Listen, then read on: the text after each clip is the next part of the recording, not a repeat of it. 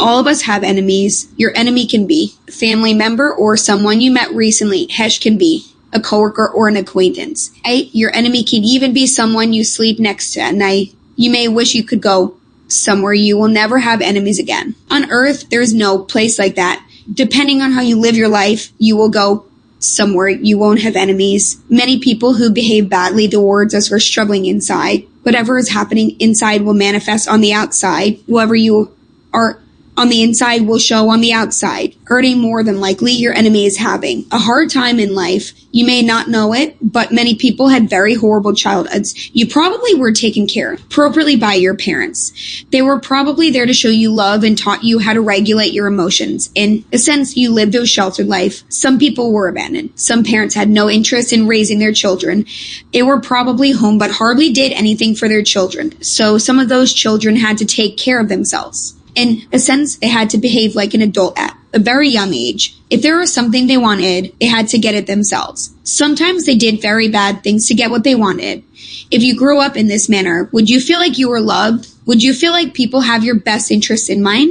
Probably not. You would probably be filled with anger and hatred. You will probably have no trust in anyone, thinking you have to do things on your own and you can't rely on anyone to always be there for you. Yes. If you really think deep down inside, do you blame these people for being the way they are? If you were not raised properly and were mistreated, would you blame a person for being so angry and hateful? I can understand why they behave that way. Imagine being filled with so much anger and hate, at the same time feeling emotionally hurt. How are you going to behave with your coworkers? How will you behave with some family members?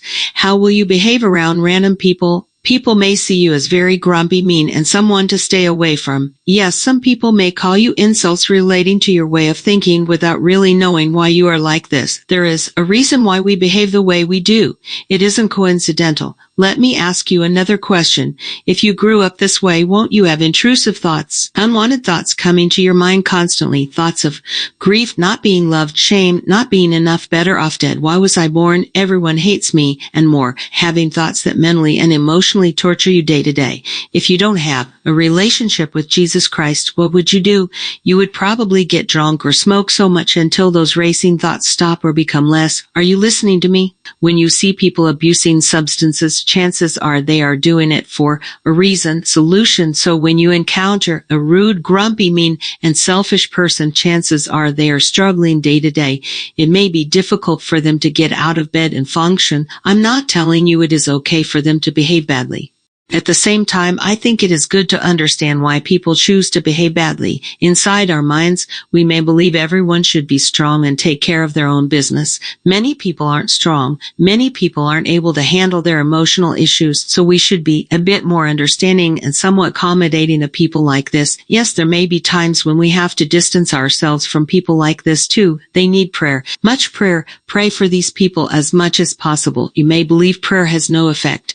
Prayer certainly does change things. I am a witness to this. I have seen it quite a bit of times. When you pray, stay patient.